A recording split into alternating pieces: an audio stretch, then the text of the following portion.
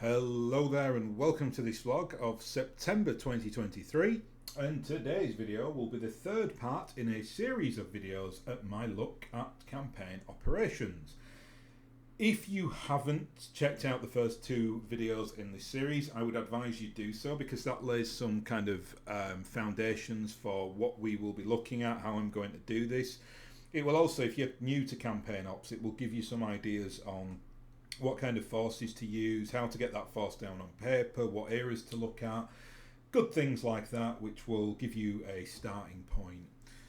Today though, and I've kind of been deliberating on how to do this because I think there's a very good reason now that I've undertaken this why nobody has looked at campaign operations in depth on YouTube before, because I think it's just a monumental task, and I think to do this properly you would really need to go through maybe like an 8 to 10 hour video that was all edited and came up with all the tables and things of that nature. I ain't going to do that. One, because I don't have the time, and two, because I'm not qualified to do it really. Like I've played campaign operations before, but I'm by no means an expert. I'm more a kind of casual campaign operations fan who created my own system to basically streamline a lot of things and make it a lot more palatable and easier.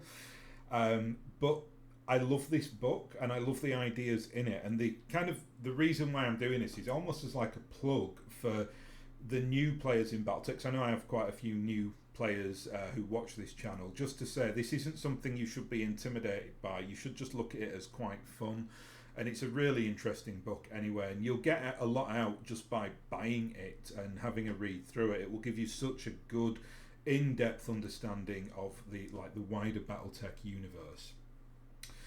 As I've said in previous videos though, this book is massively complicated. It's a bit of a work of art to some extent. It's just grandiose and it covers so much detail and it's really impressive, and the people that are responsible for it have done a fantastic job. My only, say, critique, but it's not really because it should be detailed. We're in tabletop games here, so we don't want surface level stuff. We like a bit of depth, but I think it's just not very palatable, and I think on a first glance people would look at this book and just have like a mild panic attack with how much data is in there. So when I'm going to be looking at this book, I'm not going to be going through all the mechanics of it. I just want to kind of highlight some areas that you really need to focus on if you are reading through it, why you shouldn't be intimidated by it, and just to get a feel for it. What I will then eventually do is, and I'm hoping I've done it by the time this video goes out, but if not, you'll know because there'll be no link in the description. If there is a link in the description though, it will be to a public place where I have placed my rules for campaign operations. And how I've done it is basically to take for want of a better term, the easiest, best parts of this book and combine it with the DFA campaign and scenario system. I'll put the link to the DFA website down below as well. If again I've linked it through with my public documents, because Aaron and Co created a wonderful campaign system which is done through scenarios. So it's not a campaign in that you are managing your force and all the mechanics that come with that. It's basically how you're doing that on tabletop. And it's the best system, I think, in BattleTech by a mile. Obviously, I would say that because of my affiliation to DFA, but do check that out. And do check all the kind of collateral that DFA come up with when it comes to BattleTech, because they really are superb at making the game palatable for tabletop users. And what I mean by that is people who have got maybe even a casual interest but like tabletop gaming and just want to run a campaign over a few weeks. You can do the DFA scenarios, they're fantastic. This book and everything associated to the kind of official BattleTech IP, it's usually really complex and it needs a lot of information and working out and figuring out how to do it and all that good stuff, which I personally quite like, but I know for a lot of people that will be a big barrier for entry. So that's important to say. First of all, I am not going to be going through every chapter of this book and meticulously talking about it, because it's just not possible. There's just too much, and it would take just an age to do, and I don't edit videos, so it would just be messy as hell. So anyway, Another important point to note is that this is the latest iteration or version of campaign operations, at least pretty sure it is, because I got this in 2021 and I think it's a 2021 publication. You'll know it's a new iteration because of the artwork on the front, so we've got like the Atlas and the Cicada there. I believe you can see the Hanson's Rough Riders logo there, so I think I'm going to assume that's the Hanson's Rough Riders anyway, so it looks like a Merc force on the front here, which makes sense because this is really kind of catered to those Merc players. So let's get into this and have a look, and I'm going to spend a lot of time in and around the the table of contents here, because this will give you a really nice idea of what is in this book. So we'll just go through it, you know, section by section, and I'll talk about which bits you can ignore and which bits are really quite important. So the first section here, we've got force creation.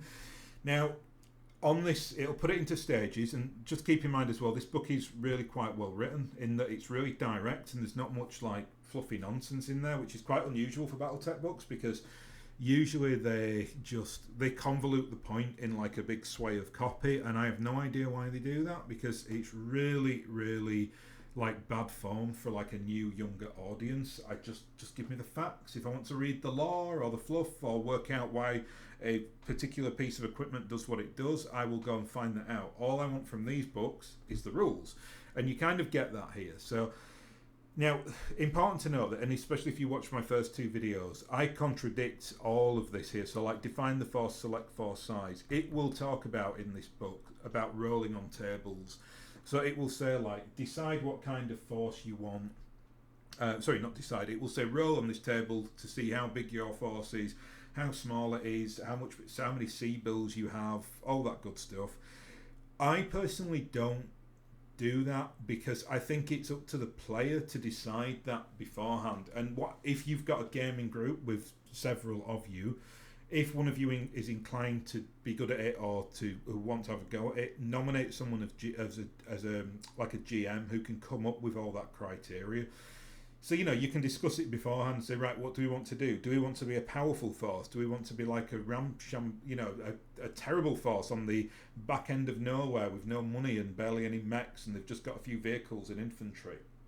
You know, I would say that creating that is part of the wider fun of the narrative in terms of what experience you want to have. You obviously don't have to do that. You can, if you so wish to do so, use these tables. You can also roll on things like the RATS tables. Again, I'll put a RATS document in the wider collateral that I'll publicise online.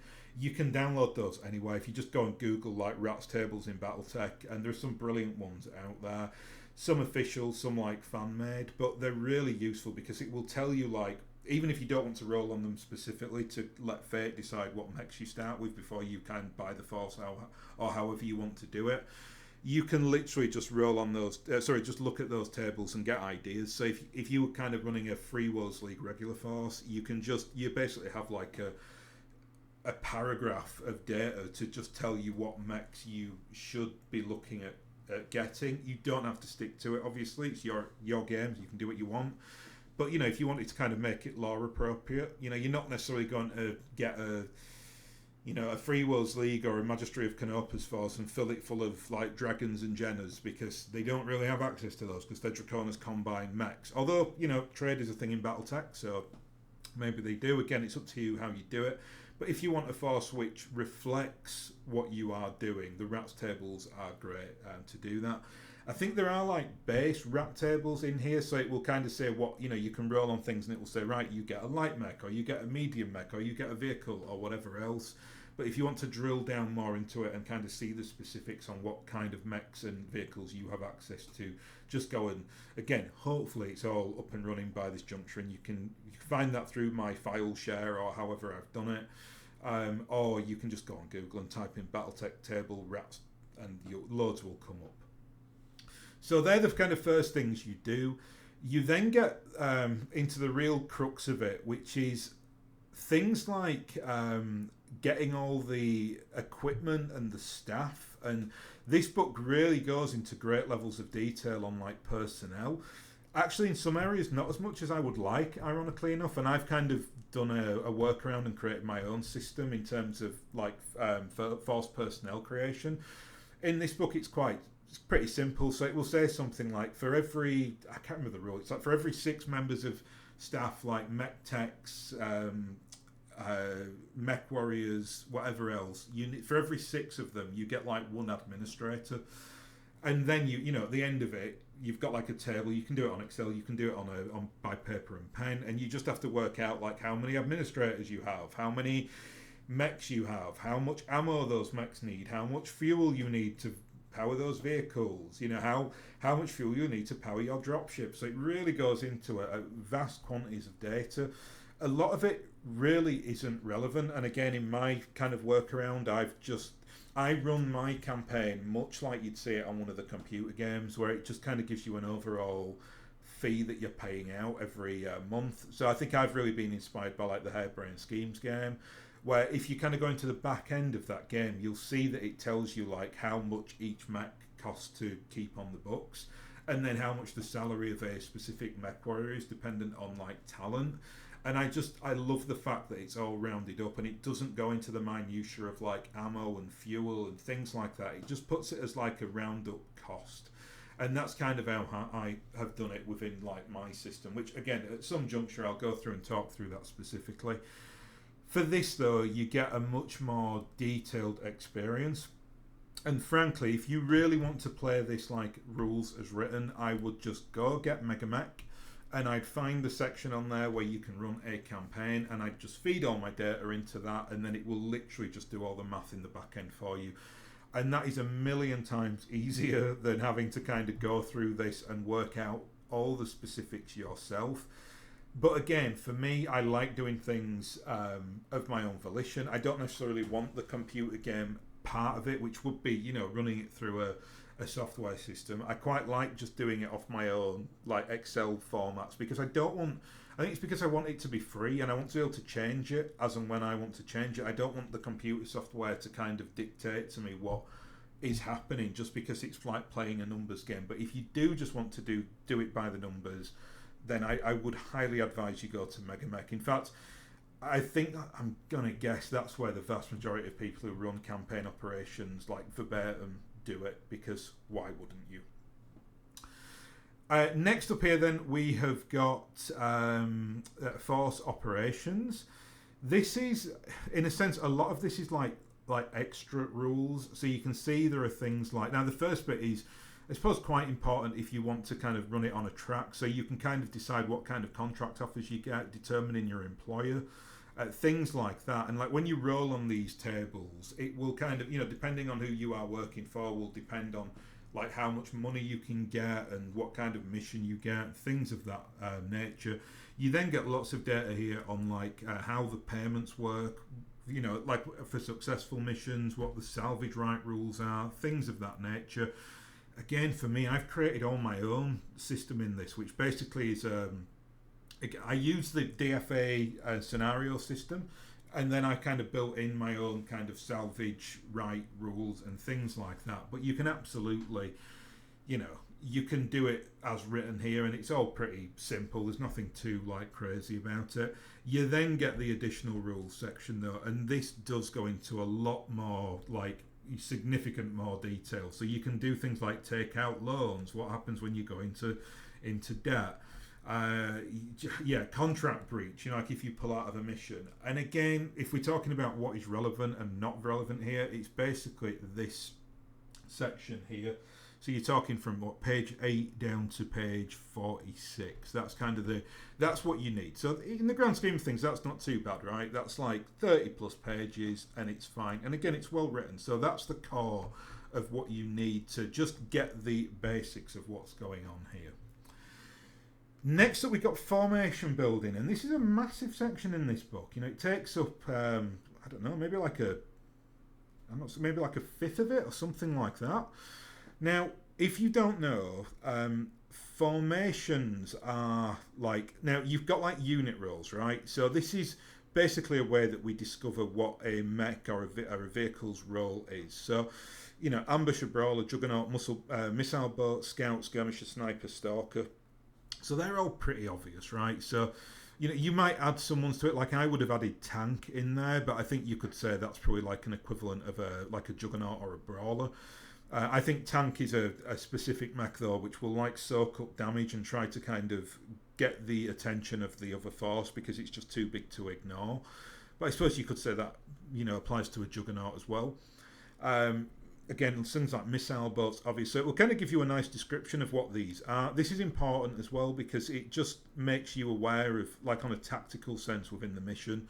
Like, if you're running a force, especially in a campaign where you've got multiple options, if you just bring to the table 4 skirmishing mechs, you're really going to struggle on that. Like you can do like prolonged small levels of damage across the game, but you won't be able to kind of go in for the kill because you probably don't have the right weaponry to do it. So if you're really kind of thinking this on a tactical level, you're going to want a mix. So you might need, I call it in terms of like first line and second line units. So like when you're talking about first line, you'd be talking about a tankish type mech that'd get in and do the damage.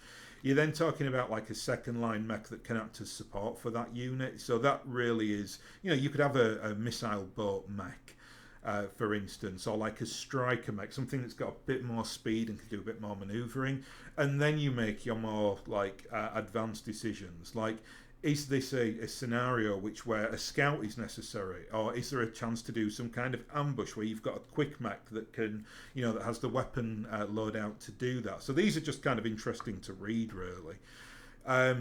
Where this gets very crunchy though is when you get into the Landstar and level 2 formations. Now this section here, interesting to read for sure, and nice to see that they've thought about this. So you can see they've got things like an assault lance, a battle lance, and it will give you you'll get like perks for playing these particular like formations. I personally don't do this. It's really quite crunchy, though it is very interesting and just good to read.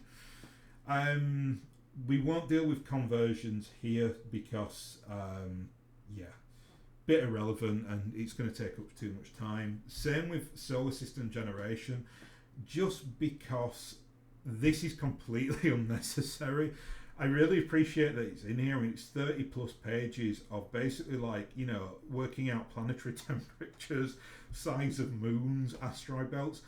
Now, for me, I mean, I just wouldn't have time to do this anyway, but if you really wanted to create your own sandbox to go and play in, fine. It's very sciencey though, and I suppose there will be good things in here because it will give you like ideas on, if you're playing on a planet with like high levels of heat, it will probably give you like rule sets. I've never really been through it, to be honest, but it will no doubt tell you what kind of rules you can impose on forces. So probably interesting to read just for that. But in terms of, are you going to sit there and do a full assessment and creation of your own solar system? Well, yeah, that's not for me. This section here then, from like linked scenarios, narrative campaigns, map-based campaigns, and custom chaos creation campaigns, this is where I really use DFA, and I would highly advise that you do as well, because I think DFA have the superior system to do this. It's really, really well done. Like, how they've just like even the little like guide manual that they come up with, it's really easy to follow. They go into like details on using like support points. So if you've watched DFA videos in terms of the tabletop games, you'll know this. Like, they'll run a game and then mechs will get destroyed, vehicles will get damaged, whatever, and then you've got a certain amount of SP points to use to fix your units in between those missions. And now in this game, they use time as a metric, so it will say stuff like, it takes 90 minutes for you to do X, Y, and Z. DFA's system, and I believe there are some chaos campaigns that do this kind of system, there's no time metric involved, it's just SP points. So if you had, now there's a system to work it out, which DFA use, which is all done through, Aaron's a bit of the math wizard as well, so Aaron's been able to kind of like drill down into it, and you can do it by like force size, how big your force is, and you'll get like you do an equation and you get like a certain total of SP points. Those SP points are then, you use them then for your entire campaign, and there might be campaigns. This is the campaign. The campaign is the wider thing. What I'm talking about is scenario. So that's where you might have 4 missions across one large scenario, and then you're kind of on a track. So depending on who wins and who loses, it depends what mission type you take. That is in here as well. It's just DFA do it better, in my opinion. So I'm not really going to go into mass levels of detail on this, but still interesting to read. And you will. I'm not saying it's bad. I'm just saying that this book, or I think BattleTech, has nefariously always been quite bad at running scenarios, and they still do it now. Like even in the in the new smaller books that they put out, like for a game of Armoured Combat, they only put like a couple of missions in there, and I think that really takes away from how they need to develop the game. I think we're way beyond a point now where you want to be playing like a force versus a force in a one standalone game, because frankly it's a little bit boring. Like it's a good way to introduce people to BattleTech, but I think you want a bit more colour. You know, you want to kind of run those campaigns, you know, besides each other. Those scenarios beside each other that then tie into a wider campaign. That's really where BattleTech excels.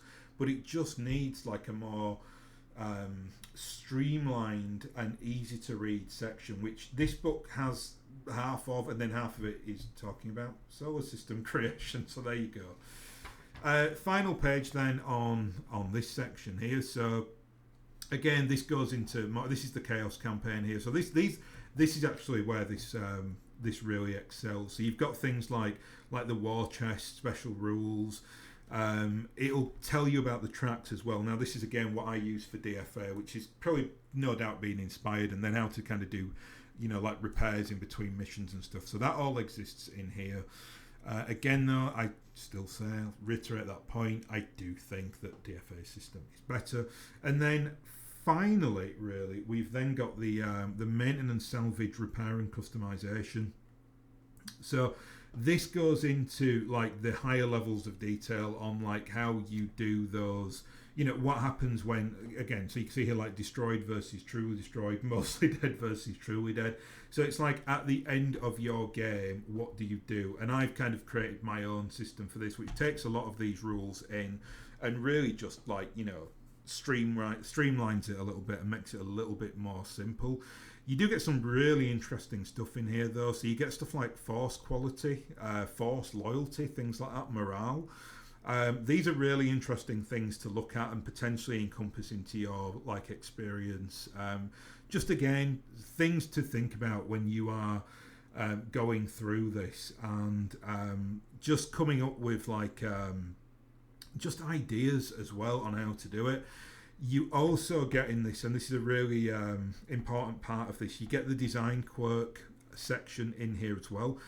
I thought that piloting skills were in here, but I could be wrong. Piloting skills might be in another book, but regardless, we've got the positive design, the negative design quirks here. So that's page 231. So let's just have a quick look at that, because I really did want to do a bit of focus on this, because I know that there's been a lot of interest in this recently. I do hear a lot of people talking about it. Well, this is where to find them, and I think this section here, so where are we? Oh, here we are. Yeah, so just okay, this is positive, negative. I thought I must have got the wrong page, and I thought it said 231. Here we go. Yeah, so you can, it's an optional rule obviously on design quirks. I love these rules. I think they're fantastic. I love them because unlike the piloting skills, they're not actually too crunchy. They're actually really quite, they give your mech a little bonus or a little negative that just adds like a lot of colour. So you can see here you've got things like barrel fist. That's really common, and it's just that like you basically negate that +1 target modifier to punching attacks, which for some mechs is like really powerful. So, well, for a lot of mechs it's powerful because remember, if you hit with a punch, you're hitting on the head table. So if you're playing classic, so 6 will give you a head hit. So yeah, things like that can give mechs. I often think of like the Shadowhawk. The Shadowhawk has actually got battle fists, which is significant. That gives you actually a -1 to hit, I believe, if memory serves me correctly. I don't know if we can see it here. probably not. I probably should have figured this out before I started looking, but I think that's the rule anyway. I think you get a minus. You don't take the +1, but then you get the actual an added -1 on top of it. You'll have to forgive me. My camera's right in front of me here, so I can't really read much of the copy just in terms of the setup here.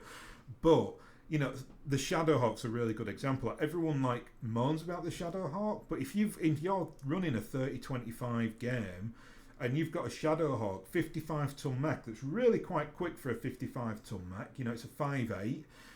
You've got Battle Fists in there. Forget the fact it's got mismatched weapons. Just you've got the SRM2 and the M laser, and then you've got murder mittens, so you can just go in and punch to death the opposition, which in 30-25 is actually quite powerful. So the colour that this gives you is really quite nice, and some of them are a little bit more crunchy than others as well, but they never get too crunchy. Unlike pilot skills, which I really do think need a full here we are, Battle Fist. There we are. I don't know if that. Oh, it only costs 1 as well. So there's kind of a system here in terms of payment that you can put on mechs.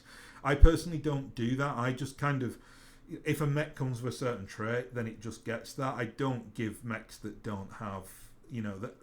It's like giving giving like a command mech function to a light mech with a small cockpit would just be farcical for me. So I just kind of go on what the game says, and you can find that on Sana or in the TROs. It will tell you what every mech has listed as a quirk.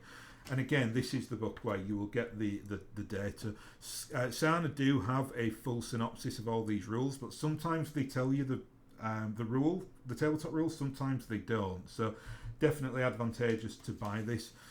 You'll also see here we've got negative design quirks. So this is something that obviously you don't want to have. So you've got things like over here. This is quite a bad one. Weak head armor. So the value of the quirk is equal to the number of armor points effectively lost. For example, a mech with 9 points of head armor, but using a 2-point version of this quirk, effectively only has 7 armor points. So that can be really quite nasty. But this is just one of the little bonuses that you get in this book, and it's really good for campaign operations as well, because it just makes certain mechs that, again, there's so much nonsense talked about bad mechs. I don't think there's such thing as a bad mech. If you've got a mech that's, even if it's under armoured, it might have a quirk that give it a really nice function for you, or it might have a fast engine on there which just allow it to go and capture objectives for you. So play your own game and know what the strengths and weaknesses are within the grand scheme of the game, as opposed to what the group think says. So that's it. That's just what I wanted to cover today. It was just like not even a look through really, because we only looked at the table of contents and the quirk list. But I just wanted to kind of, again, if you've not got this book, just keep that in mind. It is quite hefty. So it looks very thick and intimidating, but when you drill down into it like I've just done there, it's really not. And what we're going to do from here, I'll probably go the next time I do a campaign ops video, I'll probably go through that first chapter in more detail, and I'll bring some notes out and I'll go through some specific things to look at, and then I'll talk about my workarounds and how to make it a bit easier. And hopefully by that time I'll have all my kind of collateral online, and if you're interested you can have a look at that. I'm actually really interested in people's opinion, because I've never really beta tested it. I was just doing it as an experiment, in my own kind of gaming group, who I know for a fact, and not anymore because I've moved since I used to have my old gaming group, but I know that if I gave this to the previous guys that I used to play games with, they would have run a mile. So if I was ever going to do it with them, I wanted to do something more streamlined. So that's where my kind of idea came in to do something a little bit different and create my own system and use the DFA setup as well, just to combine everything and make it nice and easy. Anyway, I'm going to leave it there. So I'll thank you very much for watching, and I'll hopefully catch you again next time.